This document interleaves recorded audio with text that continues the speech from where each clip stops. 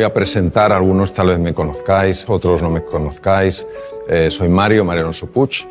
Mi trayectoria fundamentalmente está muy basada en la medicina, en la cirugía, 26 años en quirófanos en distintos países y siempre muy marcada por el interés de cómo un médico puede verdaderamente conectar con otro ser humano y ayudarle a hacer frente a desafíos que a veces son francamente serios.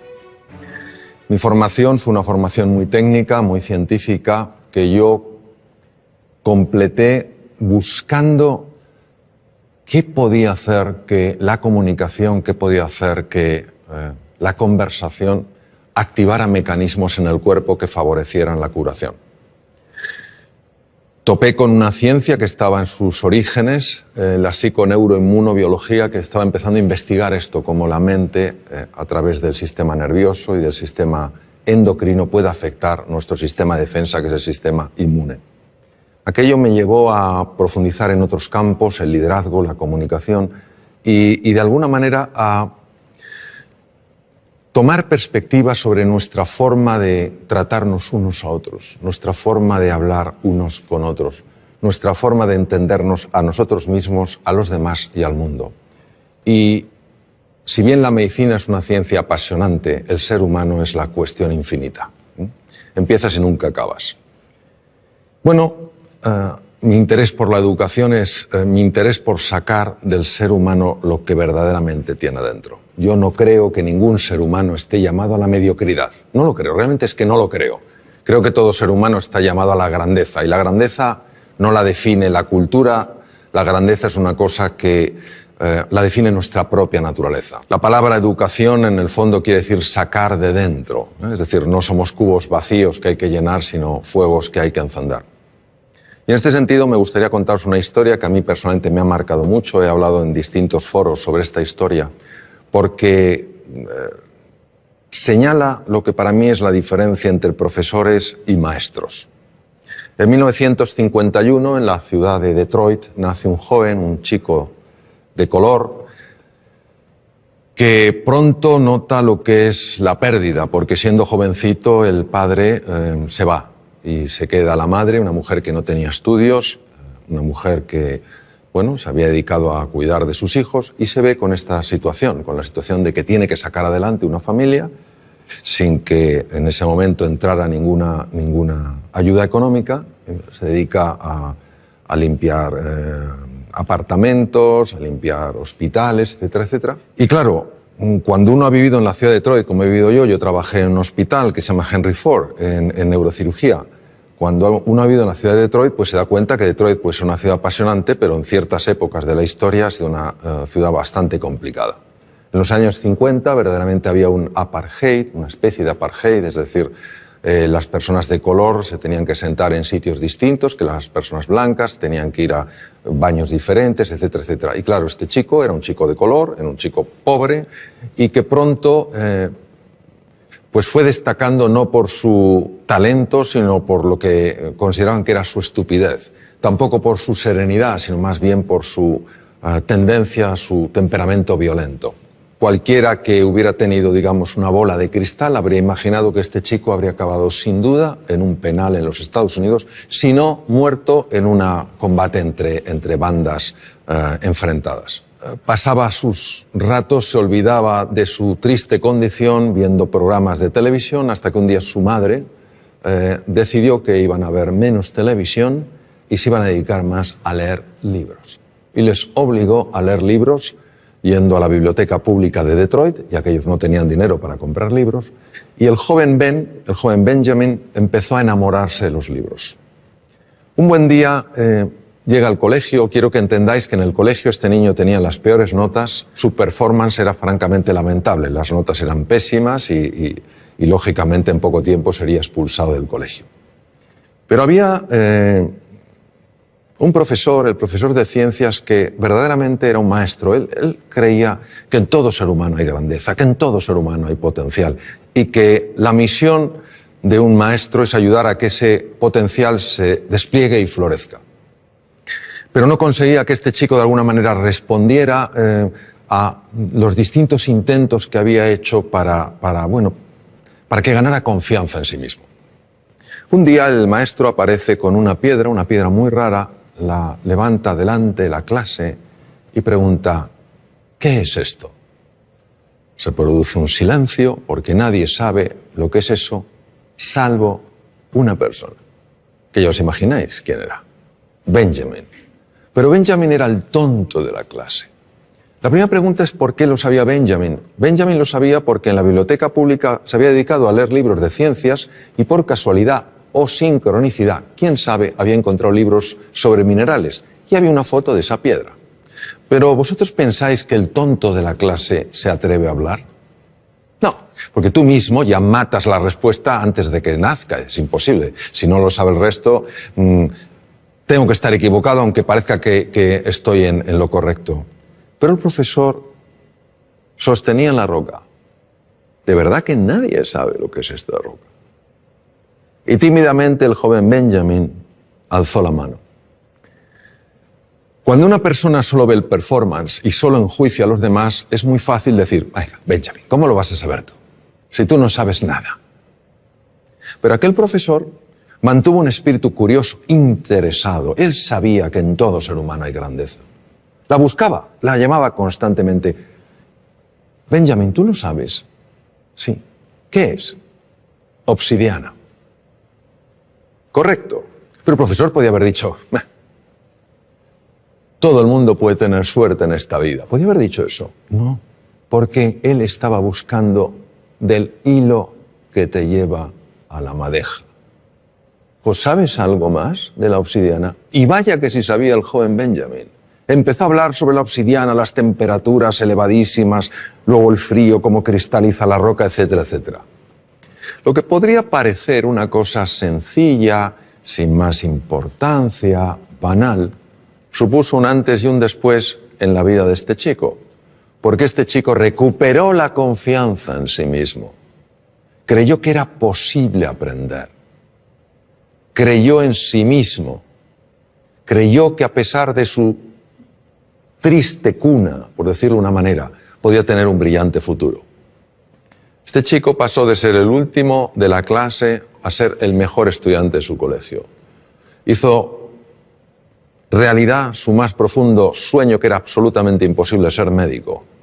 Se convirtió en el mejor neurocirujano infantil de la historia, profesor Ben Carson. Ben Carson en 1987 hizo una operación de separar a dos gemelos siameses unidos a nivel craneoencefálico. Todas las cirugías que se habían hecho hasta aquel momento para separar lo que se llama un cráneo pago, esta malformación craneoencefálica, todas los niños habían muerto en la mesa de quirófano. En esta operación, en 1987, intervinieron 70 profesionales de la medicina y duró 22 horas. Los dos niños salieron adelante, vivieron y estuvieron bien y sanos. Él aplicó técnicas especiales de cirugía cardíaca a la neurocirugía. A nadie se le habían ocurrido.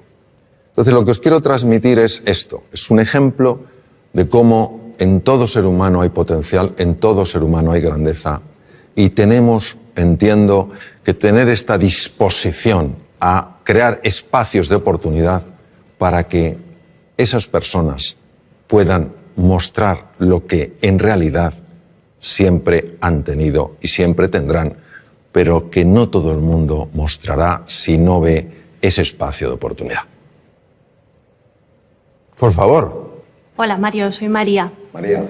Como educadora, creo que la motivación es necesaria para el aprendizaje. Y tú dices que hay 6 motivaciones fundamentales para una persona. ¿Podrías hablarnos de ellas?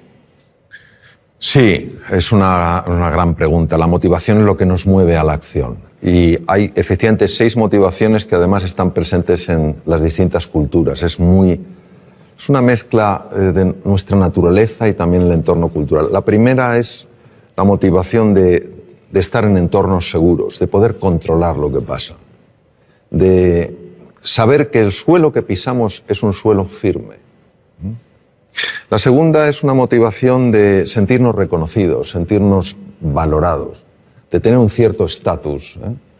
La tercera es de pertenencia al grupo, es decir, que lleguemos a un sitio y entendamos sintamos que nos acogen, que no nos desprecian, que no nos marginan. La cuarta motivación es una motivación al desafío, al reto. Si en la vida no hubiera retos, María, sería muy aburrida. Yo sé que a veces nos gusta mucho estar en la zona de confort, pero durante un tiempo. Al cabo de un tiempo no hay quien lo aguante. Entonces ese reto, ese desafío es una motivación importante. La quinta motivación es la de crecer, mejorar y progresar. Y la sexta es la de contribuir al bienestar de otras personas, el tener una vida con propósito. Lo más importante son las motivaciones fundamentales que nos mueven dentro de las 6. Si una persona toda su fuerza la lleva a la aventura, la lleva al descubrimiento, al reto, y sin embargo no cuida un poco la motivación de la seguridad, pues a lo mejor se puede meter en aventuras insensatas, ¿no? Entonces hay un equilibrio natural que hace que las personas nos mantengamos de alguna manera en una línea razonable. Cuando alguna de ellas toma una preponderancia o una significancia demasiado grande, es cuando podemos tener ciertos problemas. ¿Le respondí, María? A ti. Hola Mario, soy Lorenzo y soy maestro y veo que hay jóvenes en la familia y en la escuela que todavía no han descubierto sus talentos, ni siquiera saben que tienen talentos. Entonces la pregunta es, ¿cómo podemos captar esos talentos y cómo podemos potenciarlos? Fíjate, si nadie se ha dado cuenta, ni en la familia, ni en la escuela, que ese joven tiene talento, yo diría que el problema no está en el joven, está en la familia y en la escuela. Es decir, eso es lo primero que tenemos que ver, que todos tenemos la responsabilidad de buscar el talento, de conectar y de ayudarle a florecer. Pues fíjate, el talento, una forma de descubrirlo es curiosa. El talento viene muy marcado por algo que se te da especialmente bien, pero es tan natural en ti que nunca le has dado importancia. Nunca le has dado importancia. Porque para ti es natural, fluye. Y con frecuencia los demás te lo dicen, pero no te lo dicen como, oye, vaya talento tienes, sino mejor, oye, qué bien se te da hablar, qué bien se te da escribir, qué bien se te da dibujar, qué bien se te da moverte, qué bien se te da resolver conflictos. Y como es natural, no le das ningún valor.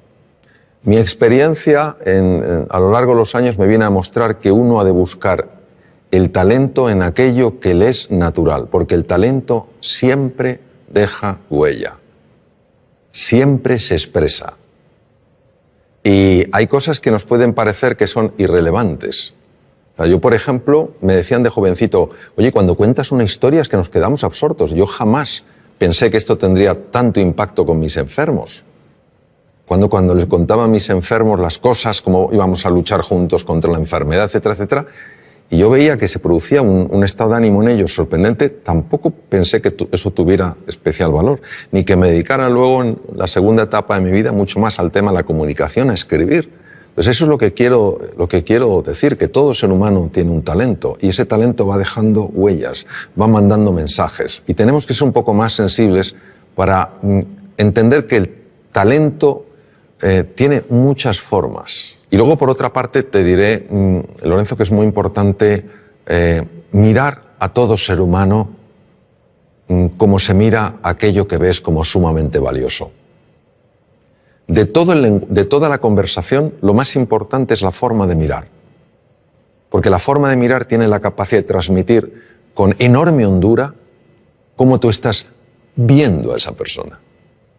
Cuando tú miras a un ser humano como se mira aquello que es valioso, como somos espejos frente a espejos, esa persona empieza a reconocer su propio valor. Y en ese reconocimiento es más fácil que cualquier talento, cualquier capacidad encuentre un espacio natural para desplegarse. Yo creo que para mí eso es clave. Ver a todo ser humano como grandeza en potencia. Unos lo expresarán en mayor o menor grado, pero esa grandeza está en todo ser humano. Hola Mario, mi nombre es Antonio, soy maestro de educación primaria Y mi pregunta es la siguiente. En alguna entrevista mencionas a Gandhi, que sabemos que era abogado de formación, pero nunca ganó ningún pleito. Pero, sin embargo, podemos decir que llegó a cambiar el mundo. Entonces, ¿nos podría explicar este ejemplo y, sobre todo, cómo aplicarlo al ámbito educativo? Sí, la historia de Gandhi es una historia verdaderamente, yo diría, sorprendente. Gandhi padecía lo que se podía llamar una enorme timidez, una timidez profundamente limitante. Como tú has comentado, él se formó como abogado en Inglaterra, ejerció en Bombay y no ganó ningún pleito. Un abogado tiene que tener una buena retórica, tiene que tener una buena capacidad de comunicación. No la tenía. Tuvieron un problema, un familiar que vivía en Sudáfrica, tuvo un problema legal y consideraron la familia que si el joven Mohandas, su nombre es Mohandas, Mahatma quiere decir alma grande, Mohandas Gandhi fuera allí, a lo mejor en el camino se espabilaba, como cuando se manda a un hijo o a un sobrino que se va al extranjero, a ver si con el aire se espabila. Y entonces, ¿qué pasa? Que algo le sacudió profundamente la injusticia que vio. Y este es un punto clave, porque cuando el corazón de un ser humano es tocado con tal nivel de impacto, el cerebro empieza a operar de una forma radicalmente distinta.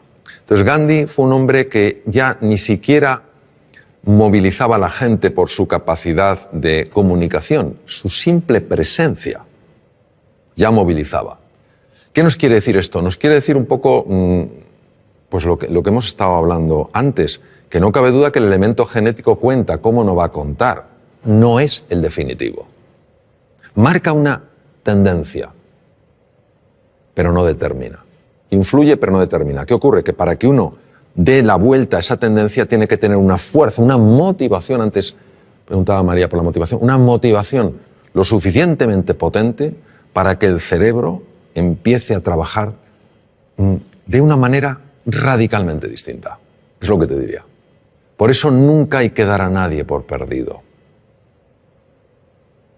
Imaginemos que hubieran dicho, este Mohandas, que no sabe ni siquiera hablar en un juicio. El ser humano siempre nos va a sorprender. Es lo que te diría yo. Y enhorabuena por tu profesión porque es preciosa. Y a la edad en la que tú intervienes, el impacto es impresionante. Impresionante. Mi nombre es Pablo y te quería preguntar ¿cuál es para ti la clave de la educación? Querer a los niños. Para mí la clave de todo en la vida es querer.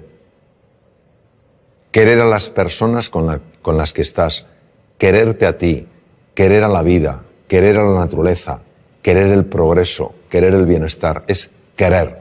Porque si tú quieres, vamos a suponer que estamos hablando de educación infantil, si tú quieres a un niño, harás todo lo que esté en tu mano para ayudarle a salir adelante. Si tú quieres a un enfermo y le quieres de verdad y no sabes hacer una operación quirúrgica determinada, buscarás a una persona que la haga mejor que tú. Es querer. Donde el ser humano entiendo que tiene un desafío es en el querer, pero en el querer de verdad a la otra persona. Querer que salga adelante, querer que florezca, querer que sea plenamente feliz. Y cuando esto se ha aplicado en entornos como la medicina, los enfermos están más sanos. Cuando se aplica en la empresa, la gente es más feliz. Cuando se aplica en la universidad, se aplica en el colegio, se aplica en la escuela, los niños tienen mejores resultados. Para mí esa es la clave. Querer y, si me dijeras, y otra, creer. Creer. Y es fundamental que entendamos que creer, la fe, no es un acto del entendimiento, es un acto de la voluntad. O sea, si fuera el entendimiento, ¿para qué necesito la...? Si lo veo, pero elijo eso. Elijo tratar a las personas como si todas tuvieran potencial, aunque no lo hayan expresado. Y eso se transmite con la mirada, se transmite con el gesto, se transmite con la respuesta que tenemos ante el error, la respuesta que tenemos ante el acierto, el acompañamiento que llevamos a cabo. creo que a veces complicamos mucho las cosas. Creo que lo verdaderamente valioso es tremendamente sencillo. Y yo creo que son cuatro principios que si se aplican, querer a las personas, creer en ellas, valorarlas y potenciarlas. Si hacemos eso, a mí personalmente me parece que todo funciona. Si no les queremos, no creemos en ellos, no les valoramos y no les potenciamos, pues yo creo que tenemos otra historia. Yo soy padre de 2 hijos, cada uno diferente. El cociente intelectual solo influye en un 8% aproximadamente del éxito en la vida. ¿Qué es el otro 92%? ¿Cómo conseguimos el otro 92%? Bueno, vamos al Juan. Cuando se habla de porcentajes, hay que entender que siempre hablamos de forma aproximada. Eso es como cuando a veces me dicen, oye Mario, ¿es verdad que solo se utiliza el 1% del cerebro? Digo, ¿es que acaso conocemos cuál es el 100%? Si no conocemos cuál es el 100%, no podemos saber lo que es 1%. Pero hay muchos estudios que avalan lo que tú has dicho. Es decir, el test de cociente intelectual, que se llama corrientemente de coeficiente intelectual, lo correcto es de cociente intelectual, fue creado en 1912. Y se convirtió en aquella época, fíjate, cambió por completo la orientación que le dio el descubridor. El descubridor, el creador, quería dar una orientación para que cuando se vieran cocientes intelectuales que no correspondían a la edad, es decir, cuando la edad mental y la edad biológica no correspondían, que a esos niños se les tratara con especial afecto, con especial cariño y se pusiera a especial disposición para que subiera. Pero fue interpretado o fue utilizado como sistema de cribaje. Listos y el resto. Listos y el resto. Uno de mis maestros, el profesor Howard Gardner, dedicó montones de años de su vida a estudiar la inteligencia y se dio cuenta de que ni siquiera podemos hablar de una inteligencia. Es la teoría de las inteligencias múltiples. Y hay 2 inteligencias, que son la intrapersonal, que es la capacidad de reconocer tus estados emocionales y de poderlos modificar de forma positiva.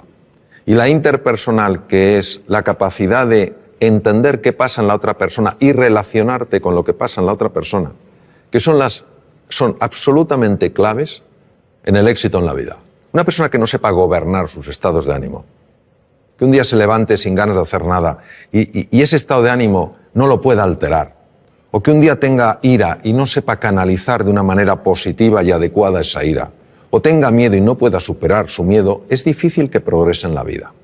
Una persona que no sepa entender a los demás, que no sepa resolver conflictos, pues es difícil que progrese en la vida.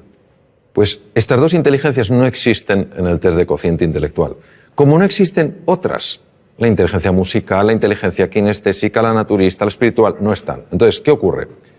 Que vista la relación que hay entre éxito en la vida, un sentido amplio, a lo mejor hay que redefinir lo que es el éxito, y cociente intelectual, se ve que efectivamente un porcentaje enorme de personas que han tenido éxito, ese éxito no es atribuible a su test de cociente intelectual. Esto es magnífico porque no niega que el cociente intelectual sea importante, lo que hace es expandir nuestro concepto de la inteligencia. Entonces, sobre tus hijos. Efectivamente, tus hijos son diferentes y es maravilloso que los veas así. Porque si no los vieras diferentes, si los vieras como tú, es que a lo mejor estás proyectando en ellos tu propia forma de ser, ¿no? Habrá uno de tus hijos, tal vez tenga un tipo de inteligencia, el otro tendrá otra. Lo que es importante es que siempre, cuando estén contigo, sientan que son inteligentes. Hemos caído en el tremendo error, y una persona de la que yo aprendí mucho, Sir Ken Robinson lo marca mucho, como de hacer que solo un tipo de persona es la adecuada, ¿no? Necesitamos múltiples perfiles. Un pavo real no es ni mejor ni peor que un águila real. Entonces, cuando un hijo nota, siente que es valioso, que tiene inteligencia, que tiene una forma distinta de procesar que el otro, su autoestima no es dañada. Es que la autoestima es clave porque al final nuestra capacidad de hacer frente a los desafíos o nuestra incapacidad, la mayor parte de las veces nada tiene que ver con el mundo real, tiene que ver todo con el mundo mental. Te voy a poner un ejemplo. En el Reino Unido se hizo un estudio fascinante. Se hicieron dos grupos, se buscaron dos grupos de estudiantes homogéneos en cuanto a edades, aproximadamente con el mismo background cultural, pero con dos diferencias. Una de ellas era que uno de los grupos eran teóricamente chicos bastante más inteligentes que el resto según el test de cociente intelectual. Pero estos que eran más inteligentes objetivamente de acuerdo al test de cociente intelectual pensaban que la inteligencia era algo fijo, que no se podía expandir. El otro grupo era un grupo de chicos teóricamente con menor inteligencia según el test de cociente intelectual, pero que creían que la inteligencia con el esfuerzo se expande. Les pusieron una serie de problemas de matemáticas complejos. El grupo de los chicos, entre comillas, más inteligentes, al ver que no lo podían resolver y dar por hecho que la inteligencia no se expandía, abandonaron. El tiempo no era un tiempo reducido, les daban tiempo. Abandonaron diciendo, si no soy capaz de entenderlo, no hay nada que hacer. Me falta la inteligencia necesaria para hacer frente a este problema. Los otros chicos tampoco sabían, y de hecho partían de un nivel inferior, pero creían que la inteligencia se expandía con el esfuerzo y siguieron y resolvieron los problemas de matemáticas. Es decir, quedaron mejor. Y eso es lo que te quiero decir, que el componente emocional, el componente autoestima, el componente confianza en ellos y en sus posibilidades es absolutamente crucial. Ellos acabarán encontrando su camino, pero no encontrarán su camino si creen que no son capaces de encontrarlo. Para mí tu libro Reinventarse es una magnífica lectura para momentos complicados y personas que pueden necesitar un cambio en su pensamiento. La pregunta es, ¿qué dice la ciencia acerca de ese cambio de pensamiento? Bueno, la ciencia, Lorenzo, incluye múltiples campos. Entonces me voy a referir, si te parece, a la neurociencia. ¿Te parece? La neurociencia en esto es absolutamente clara y de hecho Reinventarse lo basé en lo que la ciencia ha descubierto, la neurociencia. Sobre todo lo que se llama la neurociencia afectiva, ¿no? Cómo el cerebro procesa las emociones y los afectos. Sentimientos y emociones están conectados, pero son dos cosas distintas. Y es un tema fascinante que fíjate la envergadura que tiene, que ya nuestro premio Nobel, Santiago Ramón y Cajal, premio Nobel en 1906, ya lo intuyó. En aquella época era imposible con la tecnología del momento poderlo demostrar, pero era un hombre tan absolutamente genial en su forma de ver las cosas que él lo intuyó, cuando dijo todo ser humano, si se lo propone, puede ser escultor de su propio cerebro. Las personas muchas veces no cambiamos no porque no se pueda cambiar, sino porque no estamos dispuestos a hacer lo que hay que hacer para cambiar. Ni tenemos el nivel de inspiración y de ilusión suficiente como para estar verdaderamente comprometidos y levantarnos después de cada caída, ni tenemos una estrategia que funcione y que podamos aplicar, ni a veces tenemos la disciplina necesaria para ir incorporando ciertas prácticas en el día a día. Cuando uno tiene la inspiración, es decir, ves una posibilidad en tu vida que dices, oye, si esto apareciera en mi vida, oye, voy a otro nivel. Cuando tenemos una estrategia que no tiene que ser ni sofisticada ni compleja, sino sencilla, estos son los pasos que he de seguir. Y cuando tú cada día te vas entrenando, es inevitable que se produzca un cambio en la citoarquitectura del cerebro. Es inevitable. Se forman nuevas conexiones, se forman nuevas vías y se forman nuevas neuronas, al menos en dos lugares. Uno no viene al caso porque no tiene en principio demasiada relevancia en el mundo en el que estamos hablando, pero el otro sí, que son los hipocampos. Los hipocampos de alguna manera no solo procesan mecanismos muy complejos en relación con la memoria, sino que también controlan unos núcleos que se llaman núcleos amigdalinos, donde está el núcleo central del miedo, es decir, hacen que veamos las cosas con menos miedo. Todos nosotros podemos cambiar, podemos activar genes, podemos desactivar genes, podemos crear nuevas conexiones. Entonces, ¿qué nos dice? Nos dice la neurociencia que vivamos con pasión, con entusiasmo, que vivamos con fe en nosotros y en nuestras posibilidades y que estemos dispuestos a llevar a cabo el entrenamiento necesario para incorporarlo, para que pase del saber al saber hacer. Y cuando uno está con personas realmente relevantes en el mundo del deporte, en el mundo de la ciencia, te das cuenta de la disciplina que ponen en su vida. Todos los días se entrena. No hay un día que digan, no, hoy no me entreno. Se entrenan un poquito. Y eso es una maravillosa oportunidad porque quiere decir que nuestro pasado no tiene por qué predecir nuestro futuro. Si una persona quiere cambiar cómo ha vivido hasta ahora, lo puede hacer. Ahora necesita estos ingredientes. Un verdadero entusiasmo, una motivación que le genere el compromiso, una estrategia que sea razonable, no tiene que ser compleja, y una práctica constante para que al final no haya nada que creerse, porque tú mismo lo puedes verificar.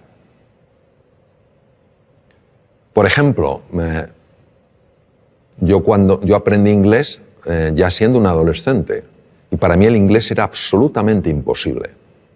O sea, es que no me entraba nada. Y lo que me entraba no se me quedaba. Y lo que a lo mejor se me quedaba luego no lo recordaba. Con lo cual era ultra frustrante. Y parecía que eso era un muro que no se podía romper.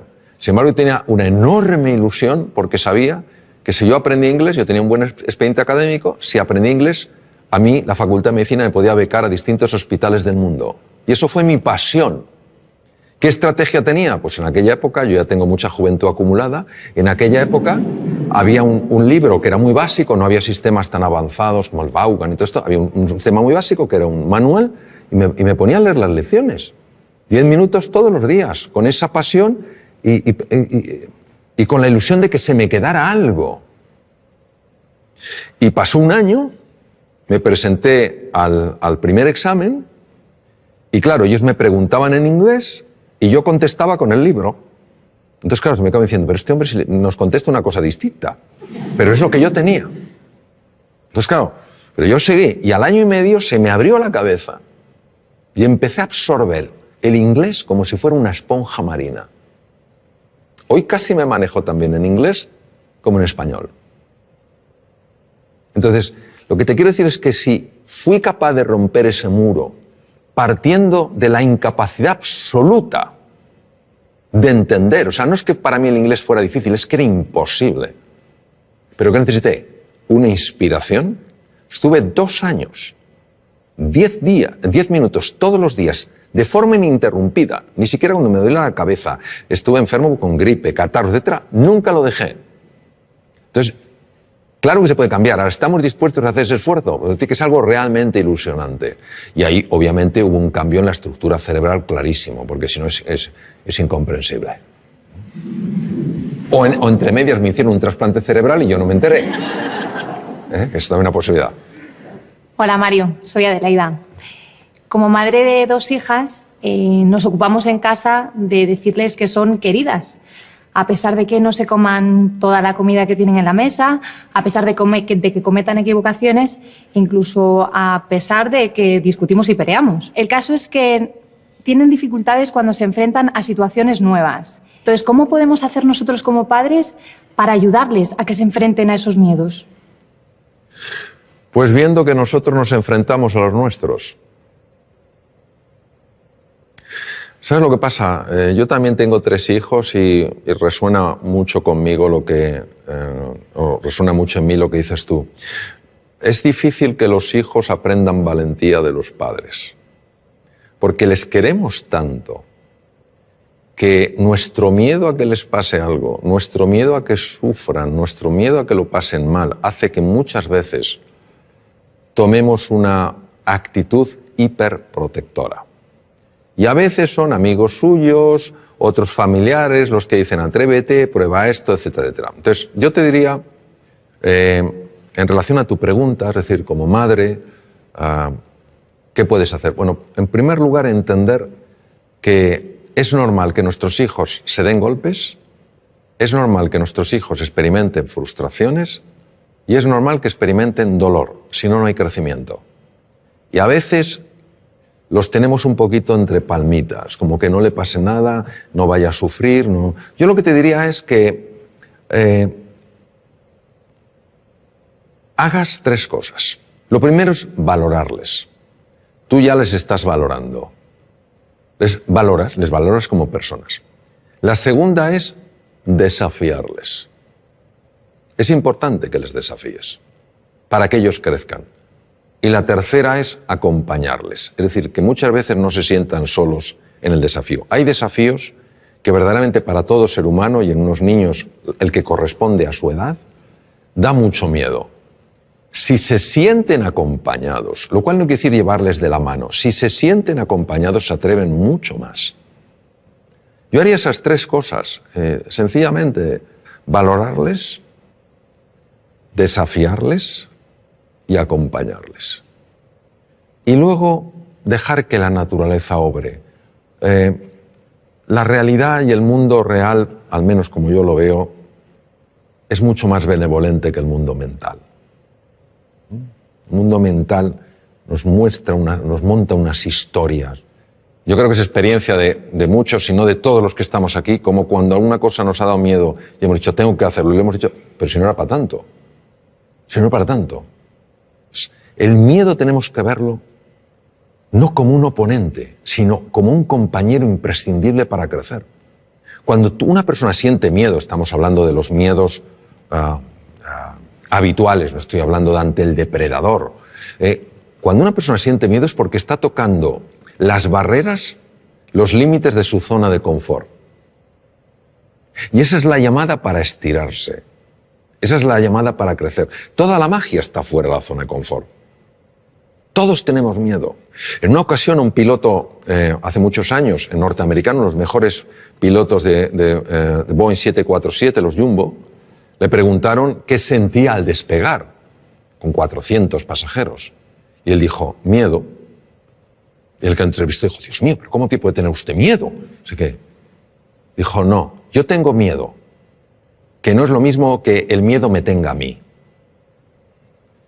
Cuando yo tengo miedo, tengo un nivel de atención, un nivel de alerta, un nivel de eficiencia que no tendría si para mí fuera algo banal. Estaría mucho más despistado. Ahí estoy atento.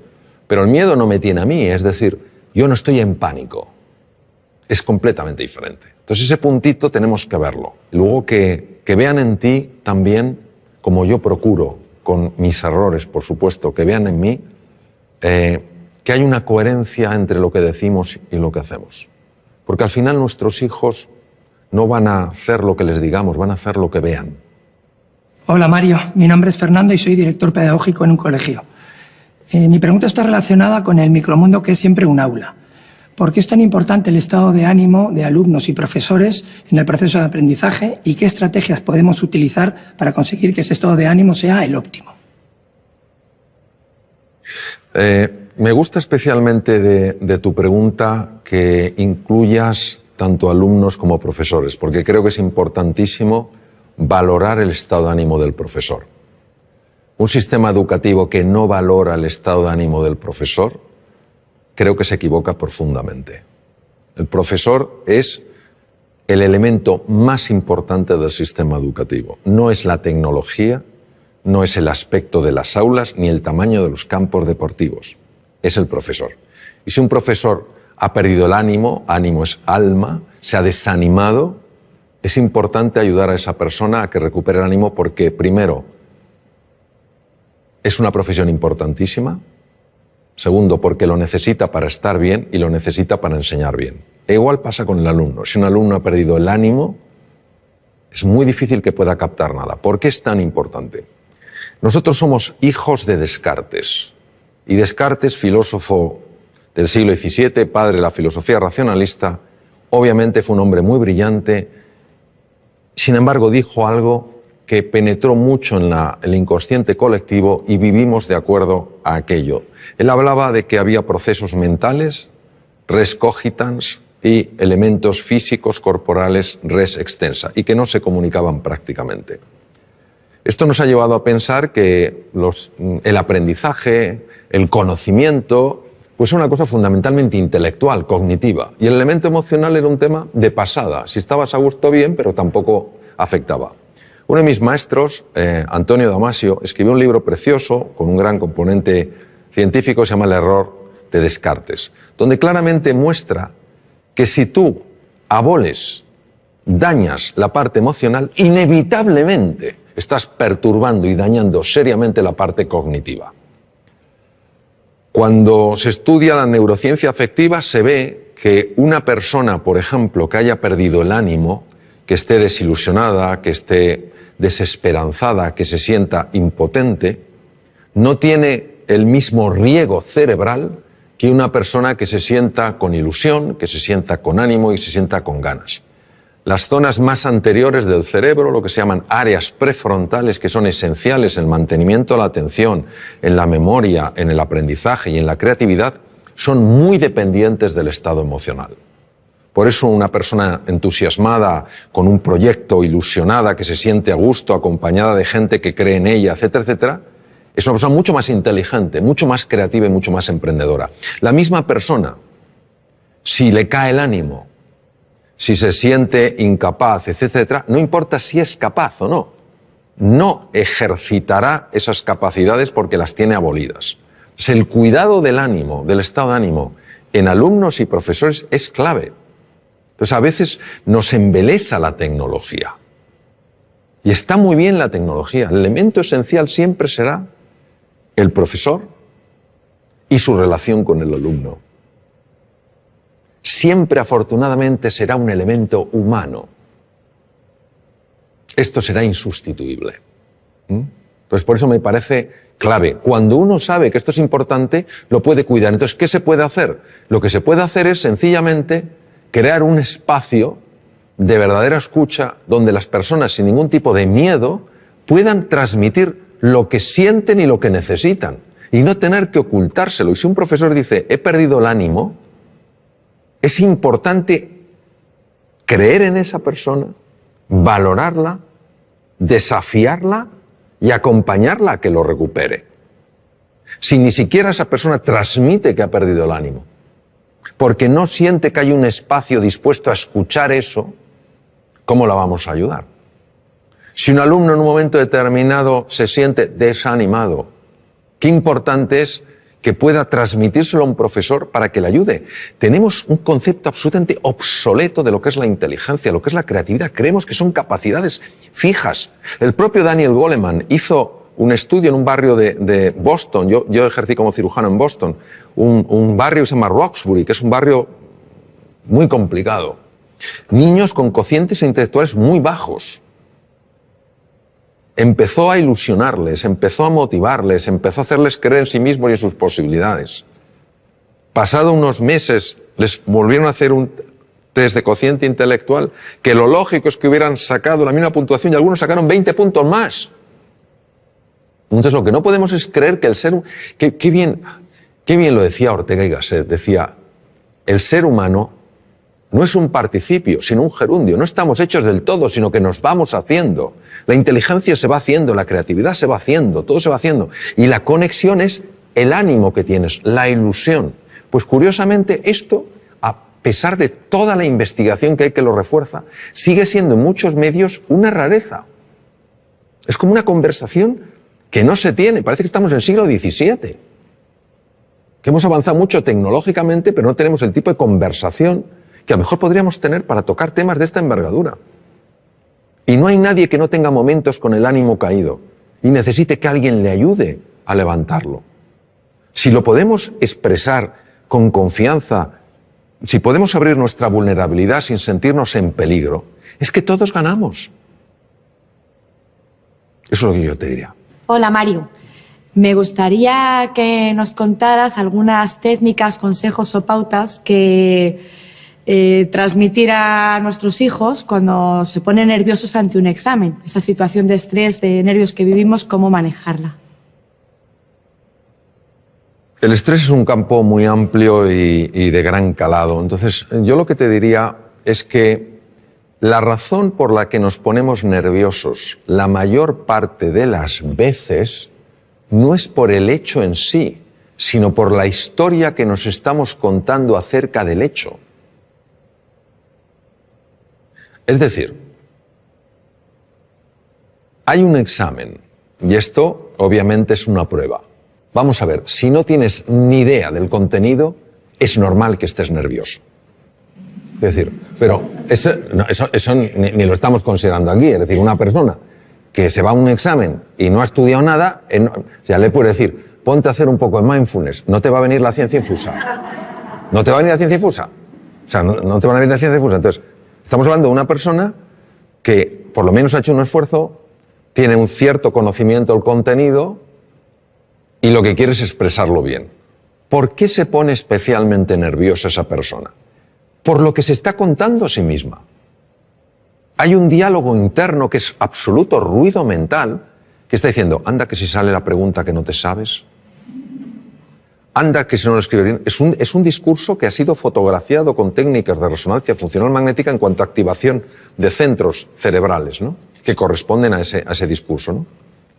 Yo te diría que hay varias cosas que sabemos que ayudan a reducir ese estado de ruido, vamos a llamarlo ruido mental, es decir, ese nerviosismo como consecuencia de ruido mental. En primer lugar es hacer ejercicio físico. El ejercicio físico por sí solo tiene la capacidad de reducir el ruido mental. El ejercicio físico no implica apuntarse a un gimnasio, sino moverse más. En segundo lugar, poderlo hablar con alguien de confianza, poder hablar el sentir, poder contar el sentir. Y a veces, si no tienes a nadie, escribe lo que te preocupa, pero en un papel tan pequeño que casi no lo puedas ver. Porque el cerebro está interpretando que si puedes poner el problema en un tamaño tan pequeño es que el problema no es tan grande. ¿Vale? La siguiente cosa que te diría es que se entrenen en una cosa que cada vez tiene, pero por pura lógica, más difusión, que es todo lo que es los estados contemplativos de la conciencia, que no es más, o mindfulness, que lo único que significa es que se entrene en prestar atención a las cosas que son reales, como su respiración, como las sensaciones del cuerpo, porque el otro es mental. Entonces, cuando la narrativa no recibe la misma atención, empieza a tener menos impacto.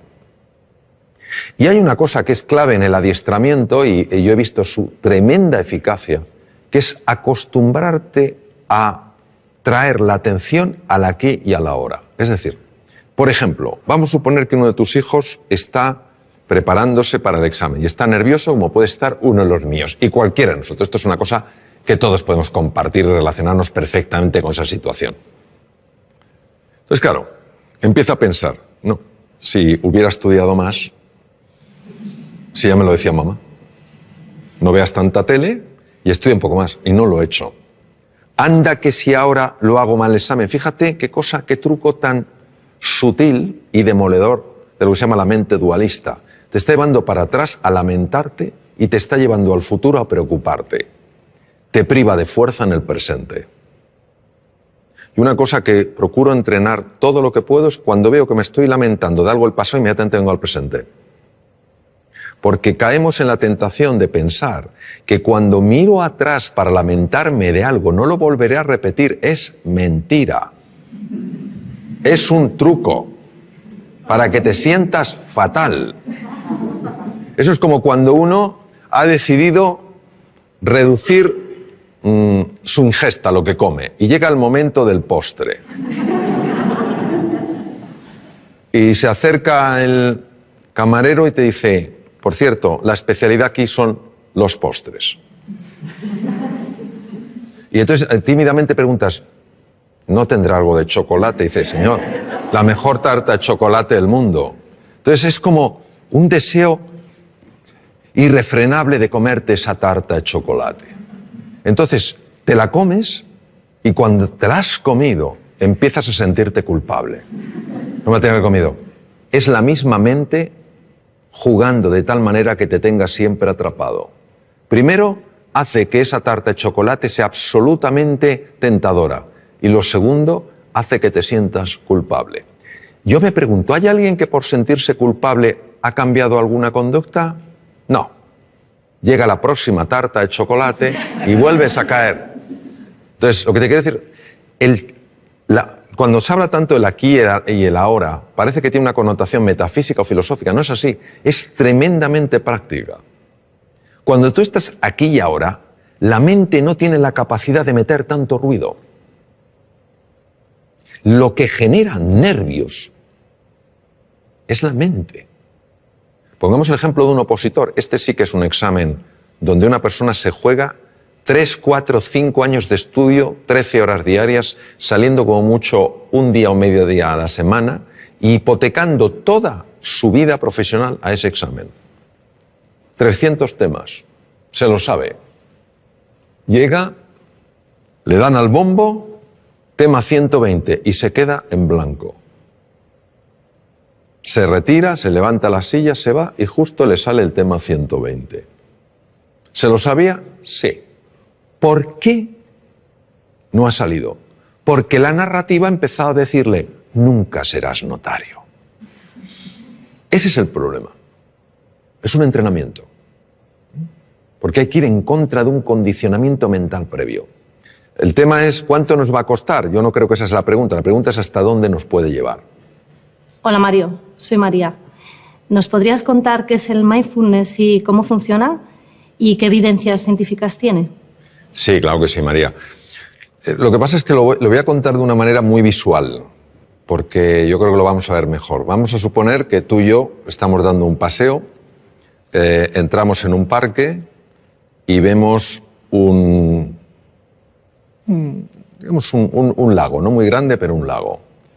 Entonces nos asomamos a ver qué hay en el fondo del lago y si el lago es profundo o no lo es. Pero no podemos ver el fondo. ¿Por qué no lo vemos, María? Porque está el agua turbia. Muy bien. Una de ellas es que el agua esté turbia. Si el agua está turbia, no podemos ver el fondo.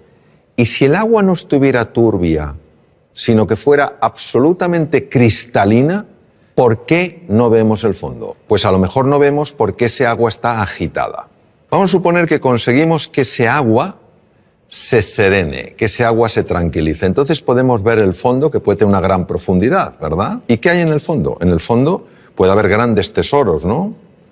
Me permito recordar que algunos de los mejores tratamientos oncológicos que hay en la actualidad se han obtenido de esponjas marinas. Hay grandes tesoros, grandes oportunidades y también podemos ver cosas pues que no tendrían que estar ahí. Plásticos, basura en el fondo del mar que está haciendo daño a la naturaleza, ¿correcto?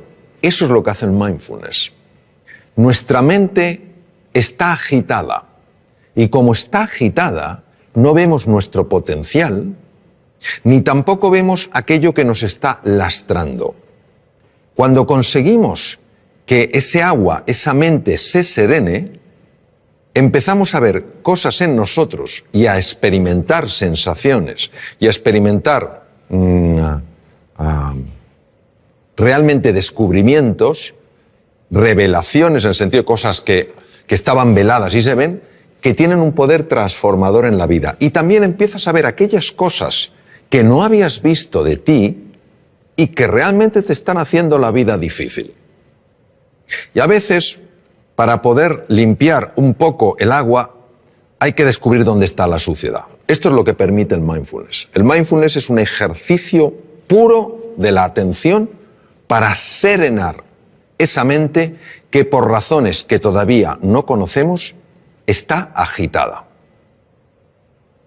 Y como está agitada, no podemos reconectar con nuestro potencial oculto, ni sabemos por qué tantas cosas que son pequeñas nos alteran de una manera tan grande. El mindfulness ya está descrito en la literatura india desde el Bhagavad Gita de hace 3.500 años, cuando Krishna le dice al príncipe Arjuna, la mente es difícil de manejar como el viento, y cuando cerca del Nepal el príncipe Gautama Siddhartha, Sakyamuni Buda, el primer despierto según el lenguaje sánscrito, descubre que el dolor es parte de la vida, pero el sufrimiento lo genera este movimiento de la mente. Y que la forma de combatir ese sufrimiento es estabilizar la atención, alejándola de esa narrativa, de esa rumiación constante, de ese ruido que nos impide reconectar con lo que somos. La evidencia científica, pues mira, la evidencia científica es aplastante. Aplastante tanto en la neurociencia contemplativa, que es la que se dedica a estudiar el efecto en el cerebro de los estados meditativos, como en la fisiología cardíaca, en la endocrinología, en la neurología. Es que, fíjate, detrás de muchísimas enfermedades, por no decir de todas, hay un factor que puede pesar más o menos y que es la ansiedad. La ansiedad es generada por el ruido mental. La Universidad de Harvard es pionera en el mundo estudiando esto. Entre el 60 y el 90% de las consultas a médicos generales tienen como uno de los factores clave emociones perturbadoras. Vivir en la ansiedad, vivir en la desesperanza, todas estas cosas. Entonces, eso es lo que hace el mindfulness. A nivel de cerebro, pues por ejemplo, a nivel de cerebro unas cosas que hace es reducir el volumen de la amígdala. La amígdala, que no son estas, están en el cerebro. La amígdala es un núcleo que contiene grupos de neuronas muy relacionadas con el miedo y con la ira. Se ha podido observar con resonancia funcional magnética, que es una técnica de imagen para ver las partes más activas, una reducción en el volumen de la amígdala. Es decir, una persona que practica este ejercicio de atención plena es menos propensa a vivir en miedo y en ira. Imaginemos lo que es esto para la humanidad. En segundo lugar, se ha visto un aumento del tamaño de la corteza prefrontal del lado izquierdo, que es muy importante, por ejemplo, porque tiene un enorme impacto en el sistema de defensa del cuerpo, el sistema inmune. Otra cosa que se ha visto es que un sistema que se llama sistema red neuronal por defecto, que es la que hace que estemos distraídos, empieza a amortiguarse y otra red, que se llama red ejecutiva central, es mucho más activa, es decir, favorece que te des más cuenta de lo que pasa. Esto es importante, por ejemplo, para reducir la incidencia de accidentes. Se ha observado, por ejemplo, cambios en el sistema de defensa, en el sistema inmune. Gente que ha practicado mindfulness sin tener experiencia previa en absoluto, durante 5 días a la semana, a lo largo de 2 meses, 20 minutos cada día, han tenido aumentos entre el 12 y el 20% del sistema inmune. Alguien dirá, pues eso no es mucho. Ah, que te suban el sueldo un 12, un 20%. Verás lo contento que te pones. Claro, una subida de un 12%, un 20% del sistema inmune es que no te cojas una gripe, o no te cojas un catarro, o si estás lidiando con un tumor, que tu cuerpo sea mucho más agresivo. Mejoras en el tubo digestivo. Te voy a contar una cosa que es alucinante. A mí me lo parece. El tubo digestivo controla el 80% del sistema de defensa del cuerpo. Está ahí. El tubo digestivo constituye otro cerebro, complejísimo, con 500 millones de neuronas. Cuando una persona está súper tensa, cuando una persona está llena de ansiedad, empieza a producirse el paso de sustancias feas, quiero decir, nocivas, desde la luz del intestino delgado y a veces del colon, a la sangre. Y pueden dar lugar a procesos inflamatorios generalizados que ya se están empezando a relacionar como uno de los factores, uno solo, que podría tener su conexión con el Alzheimer, por ejemplo. Hace más difícil el control de la glucosa. Es alucinante. Entonces, cómo el mundo emocional, perturbado por una mente agitada, acaba afectando todo el cuerpo. Hay estudios, por ejemplo, la aplicación de mindfulness a personas que están diagnosticadas de esclerosis múltiple, que es una enfermedad degenerativa del sistema nervioso, y se reduce la aparición de brotes, evoluciona por brotes, son menos intensos. Se está aplicando un montón de cosas, es decir, y además por centros tremendamente serios, donde la investigación no es cuestionable ni anden buscando especiales resultados, sino que están muy bien controlados. Lo que pasa es que esto, que tiene 3.500 años de antigüedad, solo le hemos dado una credibilidad cuando una serie de científicos se ha decidido a estudiar qué ocurre en el cerebro y en el cuerpo cuando una persona entra en estos estados de enfocarse en el aquí y en el ahora. Y también nos ha ayudado a darnos cuenta de la jaula de grillos que tenemos en la cabeza. Y que es una cosa difícil de creer.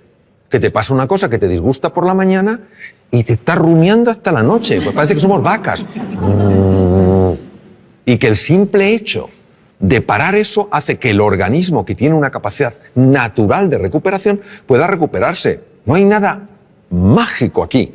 Bueno, sí hay mágico. Que la vida es mágica. Eso es lo que hay de mágico. Pero a veces estos diálogos que tenemos bloquean la magia, no porque la anulen, sino porque no la dejan florecer. Te he oído decir que la mayoría de los seres humanos se mueren con la música dentro sin haberla oído sonar. ¿Qué quieres decir exactamente con eso? Y bueno, para los futuros padres, ¿qué podemos hacer para que nuestros niños no les pase esa cosa, ¿no? recuerdo una cosa que leí de Víctor Hugo que me impresionó mucho, ¿no? Víctor Hugo decía, el problema nuestro no es que nos vamos a morir, es que no sabemos cómo vivir. Y había un filósofo danés, Søren Kierkegaard, que decía, la vida solo se puede vivir mirando hacia adelante, solo se puede entender mirando hacia detrás. En los momentos donde ya esta existencia nuestra se acaba y una persona mira hacia atrás, y lo sabemos sobre todo por los escritos de Elisabeth Kubler-Ross, que estuvo con muchas personas en esa situación, uno se da cuenta de la cantidad de cosas que podía haber hecho y no hizo. Cuando yo hablo de la música, yo creo que todo ser humano tiene música. Lo que pasa es que está acostumbrado no a oír su música, sino a oír su ruido. No tiene nada que ver el ruido con la música. Y si te das cuenta y ves una partitura, si todas las notas fueran pegadas una detrás de otra, no tendríamos música, tendríamos ruido. Lo que hace que tengamos música es que haya espacios de silencio. Son esos espacios donde no hay ninguna nota los que permiten que en vez de ruido haya música. ¿Qué quiero decir? Quiero decir que esta vida, yo creo que el tiempo que la vivamos es una vida para vivirla con intensidad, con dificultades, con desafíos, que nos enfoquemos en lo que realmente es relevante. Que cuando llegue el final de nuestra vida, digamos como Neruda, confieso que he vivido. Que podamos decir, confieso que he vivido la vida y no que la he visto pasar. Y esa toma de conciencia, esa reflexión es lo que creo que nos puede ayudar sencillamente a que la música emerja, porque el ser humano está llamado a eso, a hacer sonar su música. O sea, todos tenemos una música y es una música preciosa, todas diferentes, todas complementarias. Eso es lo que quiero decir, que no nos conformemos con vivir una vida de ruido, sino que vayamos encontrando esa música a base de enfocarnos en las prioridades, para que al final de nuestra vida podamos decir, como decía Neruda, confieso que he vivido. Hola Mario, soy Charo y mi pregunta es la siguiente. ¿Por qué los humanos tropezamos 100 veces con la misma piedra?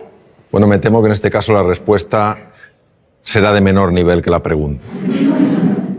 Yo creo que los seres humanos tropezamos 100 veces sobre la misma piedra por falta de humildad. La humildad es para mí la virtud más grande que existe porque es para una persona probablemente la más difícil de vivir plenamente, que no es la modestia, no es ser una persona así apocada, es la humildad de corazón.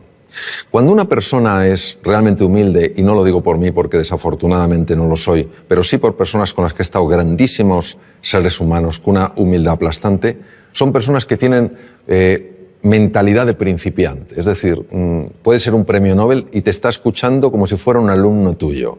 Pero ¿yo qué le puedo enseñar a este hombre? Pero está plenamente ahí. Cuando comete un error, lo que más le interesa no es buscar culpables, ni en él, ni en ella, ni en los demás, sino averiguar qué es lo que ha pasado. Es una mentalidad mucho más científica, interesada, curiosa, que una mentalidad enjuiciadora. Porque creo que cuando una persona es humilde y tropieza con una piedra, está dispuesta a reconocer que ha tropezado con una piedra y no a intentar ocultarse ante sí misma o ante los demás qué ha sucedido.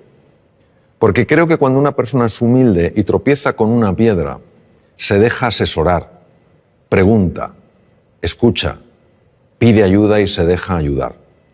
Creo que nuestra soberbia nos mata. Literalmente. No queremos aceptar las cosas como son. Queremos que sean a nuestra medida. Queremos que la vida se pliegue a nuestros deseos. Por eso no fluimos con la vida. Cuando aparece algo que no nos gusta, nos preguntamos ¿por qué? En lugar de ¿para qué? Y todo eso creo que es lo que hace que nos cueste aprender. Y si yo lo llevara a una metáfora, creo que la vida se vive en plenitud cuando el que pilota el coche es la conciencia y en el copiloto va el ego. Pero cuando el ego es el que pilota, te puedes tropezar 100, 1000, 100.000 y nunca aprenderá. Bueno, creo que ha llegado el momento ya de terminar. Aparte de expresaros mi profunda gratitud por las dimensiones tan amplias y profundas de vuestras preguntas, pues un poco resumir, tal vez desde otro ángulo, lo que hemos estado hablando, que es que el ser humano es indivisible. O sea, una persona puede tener un hígado, pero una persona es más que su hígado. No somos casos clínicos interesantes, sino seres humanos completos. Y que la faceta física, el cuidado del cuerpo, de la nutrición, el hacer ejercicio físico es muy importante. La faceta mental, dormir bien, dormir suficiente es importante. Es más importante dormir que comer, fisiológicamente hablando. Que la faceta mental es clave, que tenemos que aprender todos a gestionar mejor nuestra mente, a enfocarnos en lo esencial, a usar un lenguaje que nos ayude, no que nos anule, a interpretar las cosas de una forma que nos permita salir adelante, no quedarnos atascados, ¿no? Que el elemento afectivo es esencial, buscar lo positivo en las cosas, más que los porqués, los paraqués, más que los esques, pues tal vez los hayques, a lo mejor más que solo me queda, pues los aún me queda, ¿no? Y que luego hay una dimensión espiritual en la existencia humana que es muy importante y que nos abraza a todos, que es la vida con propósito, es decir, que nuestro propósito no es solo experimentar la felicidad, sino ayudar a otros seres humanos también a ser felices. Decía Martin Buber, un magnífico filósofo alemán, decía que se puede vivir como si fueras el centro de una circunferencia o se puede vivir como si fueras el centro de una elipse. Qué bonito, porque la elipse tiene dos centros, tú y yo, y así es como se construyen nosotros. Yo creo que todos en la dimensión espiritual lo que estamos llamados es a construir un nosotros, a ayudarnos en este viaje fascinante que es la vida, en nuestras distintas facetas, y que la educación, se valore o no, es increíblemente valiosa. ¿Cuántas cosas no tendríamos que padecer si las hubiéramos aprendido a edades más tempranas? ¿Cuántos conflictos no surgirían si los hubiéramos aprendido a resolver en un entorno escolar cuando éramos más jovencitos? ¿Cuántos dones conoceríamos si los hubiéramos descubierto? Entonces, la educación es tarea de todos, y yo creo que nuestra responsabilidad es, cada uno en la medida de sus posibilidades, ayudar a valorar verdaderamente no solo la importancia de la educación, sino la enorme importancia del maestro, la enorme importancia de la relación con el estudiante, valorar al estudiante porque es la persona que está en el momento cumbre de la vida para aprender y descubrir, y entender que esto puede dar un gran sentido a nuestra vida, porque no es solo lo que nosotros logremos, es también el legado que vamos dejando y que puede afectar a muchas generaciones. Tú cambias un sistema educativo, lo mejoras, y eso puede tener un impacto como cuando tiras una piedrecita en un estanque y las ondas se extienden por todas partes. Pues eso, os animo a que cada uno, donde esté, como pueda, en la manera en que vea, viva de acuerdo a unos principios que en el fondo lo único que buscan es darle al ser humano su verdadera dignidad y su grandeza. Gracias.